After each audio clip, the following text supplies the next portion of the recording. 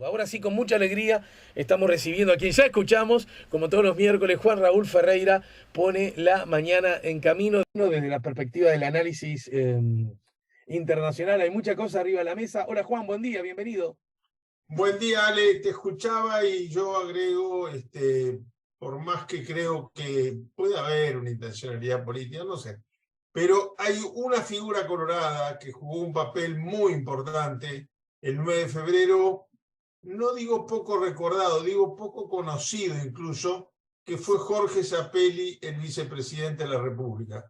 Quizás un poco atado porque cualquier salida estrictamente constitucional que pasara por la renuncia a Bordaberry lo llevaba a él a la presidencia, aunque sea temporalmente hasta que hubiera elecciones, y eso lo inhibía un poco, porque era un hombre, le tuve mucho aprecio, creo que el país le debe todavía un reconocimiento, una figura que pasó casi desconocida en la historia. Pero Jorge Zapelli jugó un papel muy importante en la resistencia en la primera intentona golpista. Bueno, Uy, uy, uy, uy, me parece que se cortó Juan. No sé si es el problema de Juan, me decís Nacho, sí. Me confirma Nacho que el problema es de Juan. A ver si podemos restablecer el... ahí, a ver ahora. Ahora sí, Juan, te retomé, sí. Bueno, tú sabes que antes se me cortaba un poquito cuando te oía, quiere decir que no me sorprendió mucho lo que pasó, pero bueno, por suerte lo solucionamos. Dale, vamos arriba. Me decías Bueno, entonces que Alejandro, si me Zapelli estás merece ser... escuchando bien, Yo te escucho muy teníamos bien. 3 temas que habíamos acordado. Presumo que me estás oyendo bien. Muy bien, muy bien. Te ¿Me escucho estás perfecto, escuchando Juan. bien, Ale? Sí, perfecto. ¿Vos me estás viendo, Juan? ¿Tú me mirás a mí? ¿Tú me ves? Se me quedó congelada la imagen. Ah, ah, ahí entonces. Nuestra salida al aire parece ser correcta, ¿no, Nacho? Porque eh, dice que me ve congelado. No, a ti se te escucha bien, Ale. Claro, sí, Sí, sí. es un problema de conexión de Es un Juan. problema de conexión de Juan. Sí, es un problema de conexión de Juan. Ahí salió, va a volver a entrar, lo vamos a hacer. Ah, bien, bien. Parece que es un buen plan. Es un buen plan. Sí, salir y Ahí entrar está de para nuevo. refrescar A la. ver si ahora está mejor. Sí, Juan, sí, sí. Empecé todo de nuevo para ver si arrancamos con la pata Eh, correcta. es una buena táctica. Para terminar con este tema e ir de plano con los 3 asuntos de análisis internacional a los que te quería referir, decías, para que no quede trunco tu análisis, que Zapelli merece como un especial reconocimiento, más allá de que pueda tener figuras como Zorrilla o Vasconcellos. ¿Vos decís que Zapelli ha quedado como un poco ninguneado incluso? Sí, incluso en el 27 de junio. Yo debo decir, para ser muy franco, que hay un libro que trata muy bien a la figura de mi padre, es sobre él, es sobre Wilson, una comunidad espiritual se llama, que llega a decir que la noche del golpe de Estado de junio, Wilson y Zapelli tuvieron un enfrentamiento porque él no asistió a la reunión de despedida del Senado. Y es todo lo contrario. Wilson fue acompañado de un representante del Frente y uno del Partido Colorado a pedirle a Zapelli que se privara del honor de estar porque él se opuso. Juan Raúl me parece que está teniendo problemas. Es él, ¿verdad? Para que quedarnos tranquilos nosotros, porque nosotros estamos saliendo al aire ahora. Se volvió a quedar sin conexión. Es mala la conexión que está usando Juan. A lo mejor lo que podemos hacer, si Juan Raúl sale y entra de nuevo, es pedirle que apague su cámara, que eso a veces ayuda porque requiere de menos carga de conexión, ¿no? De menos esfuerzo, digamos, y por lo tanto, cuando la conexión es débil, no usar la cámara puede colaborar. Vamos a ver si Juan reingresa, ojalá sí, que reingrese a la transmisión. Lo, lo estamos esperando. En todo caso, les voy adelantando a propósito de lo que Juan tenía previsto comentar en el día de hoy. Recién comentábamos que él quería abordar, me propuso, bueno, esto es una cuestión de producción que hacemos semana. Dicen que la tercera es la vencida. Mirá, Juan, yo te propongo lo siguiente. y es que es obvio que el flujo de conexión está siendo débil, el que estás usando tú. ¿Me Entonces, escuchás ahora, Ale? sí, te propongo lo siguiente, Juan. Apagá la cámara, solo la Sí. cámara, y de ese modo el flujo de información que requiere la conexión es menor y es probable que entonces se interrumpa Sí, te menos, ¿de estoy acuerdo? escuchando desde ya muchísimo mejor. No, y Bien. decía que Zapelli no estuvo en la última sesión del Senado en la noche del golpe de Estado porque se lo pidieron los propios partidos de oposición. Él lo consideraba un honor, pero querían que fuera el Consejo de Ministros donde hizo un alegato contra el golpe de Estado en el propio Consejo de Ministros que disolvió el Parlamento. Es una figura muy interesante, una persona que yo llegué a querer mucho, porque además la relación venía desde antes de la vida política, yo era compañero de colegio de uno de sus sobrinos, pero un hombre realmente, me parece que no se le ha dado el lugar en la historia reciente que merece. Y estoy hablando de un adversario del Partido Colorado, ¿verdad? Bueno, Sí, Alejandro, habíamos coordinado 3 temas, ¿verdad? Por un lado, el tema del Perú, que todos los días vemos que cada vez hay más muertos, más movilización, más gente en la calle pidiendo la renuncia de la presidenta. Bueno, yo sobre esto lo único que quiero decir, porque no hay mucha más novedad que no se puede adivinar el futuro, es que empieza a tener consecuencias económicas. Alguna vez el historiador dedicado, especialista en el Perú, el historiador español Gonzalo Marzá Fuentes, me ha comentado que Perú tiene un piloto automático para cuando hay crisis política que la economía siga. Y esto ha sido cierto hasta ahora, porque la verdad es que seguía siendo uno de los países que estaba más estables económicamente. Pero ya esta crisis le está haciendo pagar un precio económico. La semana pasada se disparó el precio internacional del cobre por falta de oferta, en virtud de que del Perú no está saliendo el cobre por la toma de los puertos por parte de los aymaras que están manifestando, pidiendo la renuncia, gente de la comunidad aymara pidiendo la renuncia de la presidenta Dina Boluarte. Y por otro lado, bueno, hoy veía que Megal Bardales, la presidenta de la Sociedad Minera y de otras 3 agremiaciones empresariales de minas, está hablando de que este año el sector privado va a reducir en 2.000 millones de dólares. Cuidado porque hay órganos de prensa que están diciendo 2 billones, en inglés es 2 billones. Sí, es mucho más. Mira, es tanto que se cortó. Bueno, viene complicada la mano con Juan a propósito de la situación primero en la columna de análisis internacional y en particular en lo que está ocurriendo en el Perú. Déjenme decir que sobre lo que está ocurriendo en Perú, hay una noticia que publica hoy Telesur, bajo el título, citando al expresidente, presidente que está detenido, Pedro Castillo ratifica necesidad de una constituyente en Perú, ¿verdad? Esto lo subraya hoy Telesur, y sobre el mismo tema, me refiero a Perú, también hay infinito número de noticias, pero déjenme citar una nota editorial que publica Diario El País de España, bajo el título Perú, un país en caída libre. 2 meses después del autogolpe fallido de Castillo, Perú no encuentra salida a la mayor crisis política y social de los últimos años. Esto lo publica hoy El País de Madrid. Esto a propósito del caso Perú, que era uno de los asuntos que íbamos a abordar con Juan Raúl. El No otro sé asunto... si me estás oyendo ahora, Alejandro, bien. Sí, yo señalaba, Juan, que a propósito del Perú... Te estaba escuchando. Bien, perfecto. Continúa entonces. Bueno, No, decía que las autoridades empresariales mineras han anunciado una disminución de 2.000 millones de dólares en inversión.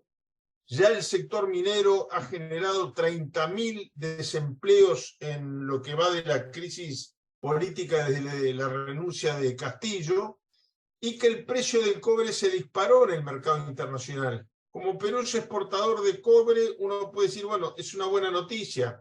No, se disparó por falta de oferta, porque el cobre peruano no está saliendo al mercado internacional como consecuencias en las huelgas portuarias que llevan adelante los que protestan y piden la renuncia de la presidenta. Otro tema, Alejandro, si te parece, que habíamos quedado en comentar las elecciones en Ecuador. Antes de llegar a eso, Juan, Sí, te sí. pido que, como más allá de las noticias y tu análisis, que yo te invito a que compartas con nosotros una reflexión de carácter hasta político incluso, porque lo de Perú, vos hace años que te has encargado de señalar que luce inmensas fragilidades, y bueno, basta recordar el promedio de presidentes que ha tenido, que es un presidente por año. Es un sistema político donde los partidos están inmensamente debilitados, y eso, a propósito de las calidades democráticas, es una gran carencia. La forma en que el presidente Castillo asumió luego de una segunda vuelta con inmensas debilidades en el Congreso y la mar en coche, y la acción de la oposición casi de inmediato, de un día sí y otro también, amenazar o intentar o generar condiciones para los juicios políticos para Pedro Castillo. Si yo le estoy errando en alguna cosa, vos me frenás. Muchas de las cosas que estoy diciendo Sí, sí, sí, sí. te las Estoy doy a vos. escuchando con atención. Y después generando Pedro Castillo, en lo que yo no me puedo salir de la lógica democrática, justamente, mirá, de lo que hablábamos recién, del Uruguay, y a mí cualquier, aún de un presidente débil, aún de un presidente hostigado, aún de un presidente acorralado, aún de un presidente que podríamos decir en lenguaje coloquial le han hecho la vida imposible, creo que hay mucho de eso que le ha pasado a Pedro Castillo. Igual, el intento de disolver las cámaras, perdón, pero yo nací en el 65 y soy de Uruguay, a mí me espantan los pelos, me ponen los pelos de punta y me alejo de esa posibilidad. Dicho lo que he dicho, digo, asume la vicepresidenta. Y hay personas del Perú que sienten la necesidad de salir a la calle, con mucha o con poca razón, con muchísima razón o con ninguna razón. Y supongamos que Pedro Castillo es el peor ser de la tierra, peor que Hitler, Mussolini juntos. Estoy jugando. Sí, sí, ¿Verdad, sí. Juan Raúl? Ahora, Se entiende perfecto. salen las personas a reclamar por Pedro Castillo, y llevándolo al extremo, juguemos, Pedro Castillo es el ser más despreciable de la historia entera de la humanidad. A las personas, aún las que salen a protestar por la persona más desagradable de la tierra, a esas personas no se las mata. Y yo veo que los matan como si fueran moscas. ¿Pero qué pasa ahí? Exactamente, van más de medio centenar de muertos. ¿Pero cómo es eso? Porque es decir, ahí hay una decisión política, es decir, al que protesta, lo mato. Más de medio centenar de muertos. Y los muertos no son consecuencia de un mal uso de la represión, sino... ¿Sí, no? Exactamente, exactamente. Uno lo ve en las imágenes televisivas. Bueno, veamos, ahora está la Comisión Interamericana de Derechos Humanos visitando Lima. Vamos a ver qué dice, porque la comisión de la OEA que fue antes fue una comisión designada por el secretario general que no tenía facultades para ninguna recomendación, ni vinculante, ni meramente moral. Pero es así. Además, yo te agregaría dos cosas. Por un lado, la presidenta Dina Boluarte dice que ella quiere adelantar las elecciones para este año. Y ante eso, el Parlamento dice que no, pero al mismo tiempo, como tú dices, está buscando destituirla. Entonces, daría la impresión que lo que los parlamentarios no quieren es que sus sitios se pongan en juego en una elección. Yo creo que sin una consulta popular rápida, Perú no tiene solución alguna. Es muy raro decir a la presidenta, no, usted tiene el deber de quedarse hasta el final de su mandato, pero yo no pongo en juego mi banca en una elección. Bueno, que haya elecciones para todo, para el Parlamento y para la presidenta, parecería ser la única solución, máxime cuando, además de vidas humanas, hoy hasta los grandes empresarios que aplaudieron la represión, hoy están sufriendo pérdidas en miles de millones de dólares. Esas son las cifras.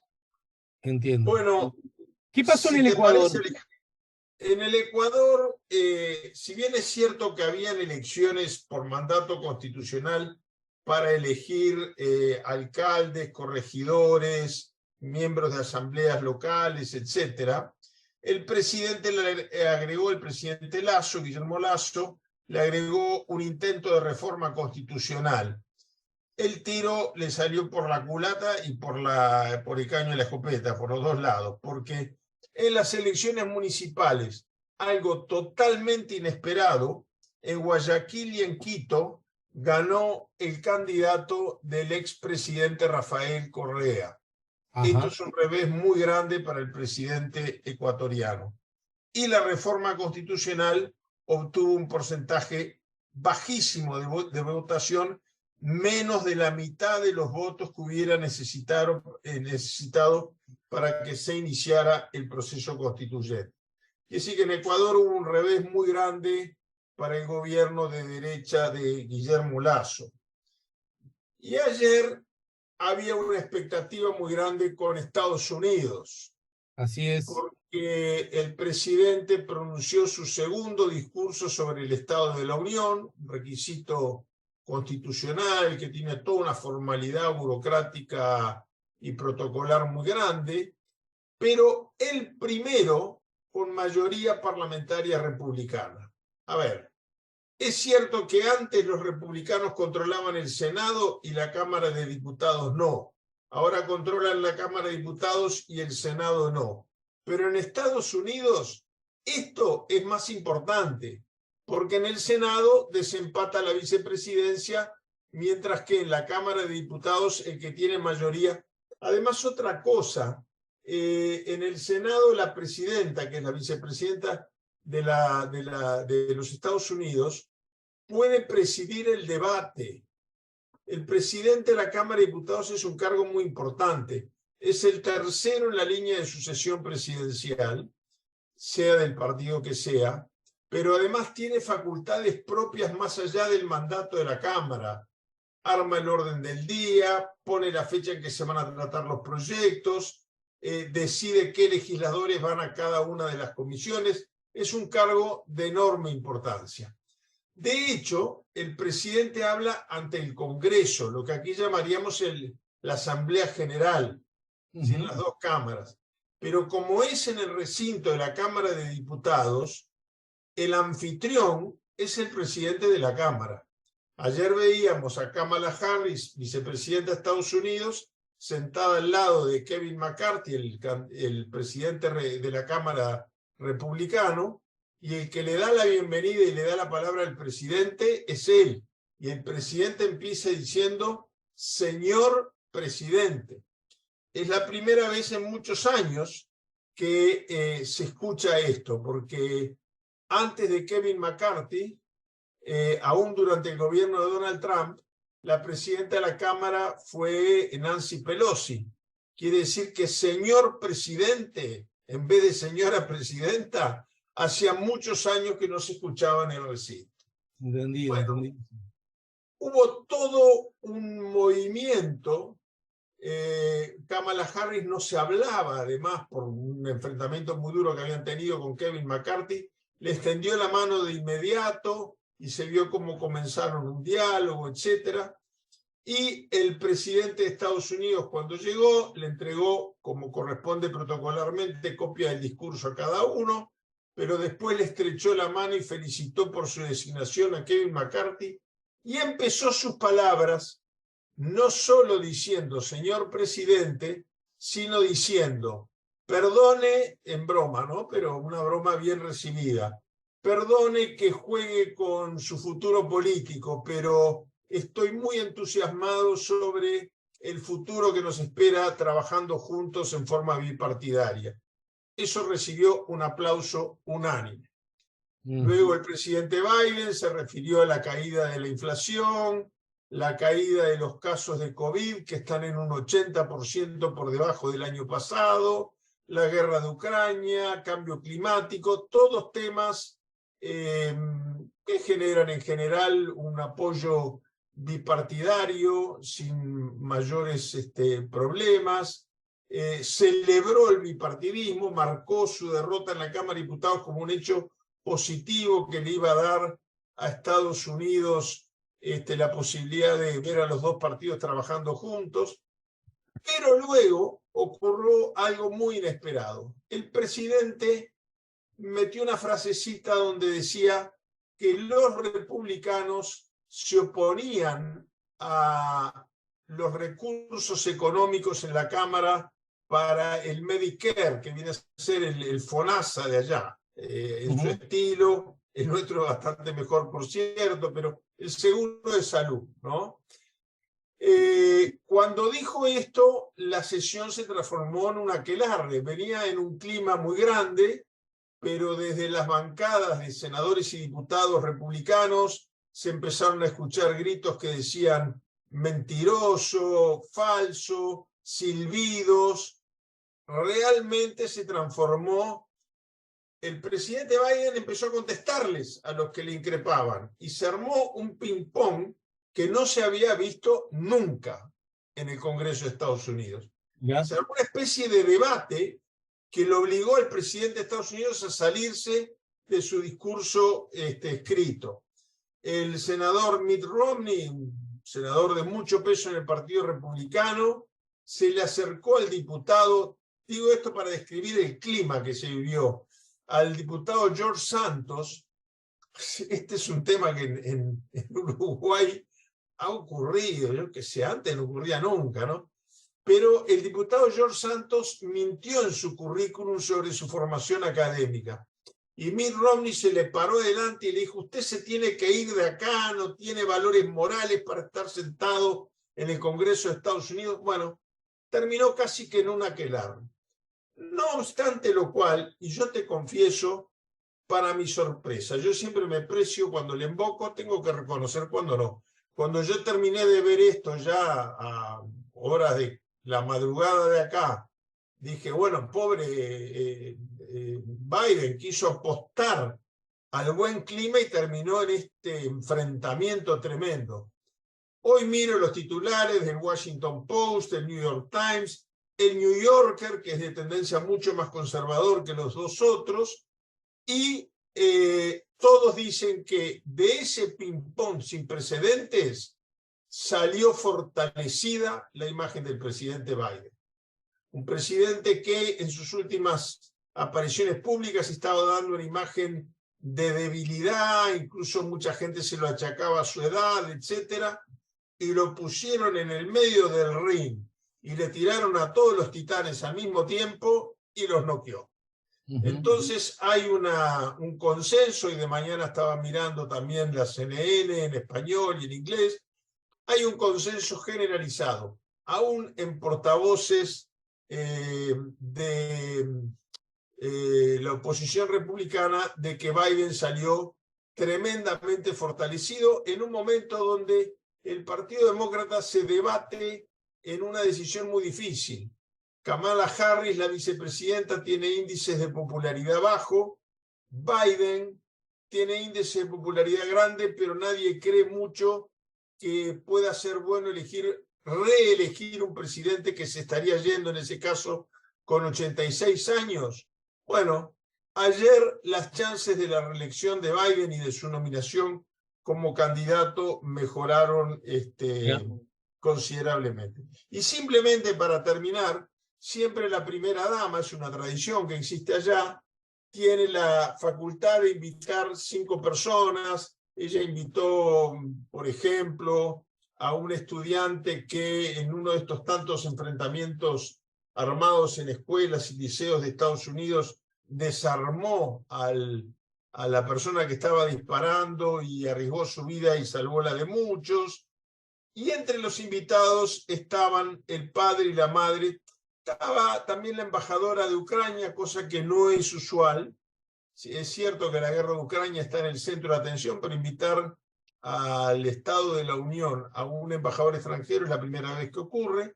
Pero también estaban el padre y la madre de Tyre Nichols, el hombre de color, el afroamericano, que fuera muerto por abuso policial en un caso muy parecido al de Lloyd George, es decir, fue ahorcado con la rodilla de un policía cuando estaban tratando de simplemente pedirle una identificación, lo que generó protestas en todo Estados Unidos. El presidente Biden los nombró durante su discurso y el Pleno del Congreso, todos los partidos, se pararon y los ovacionaron.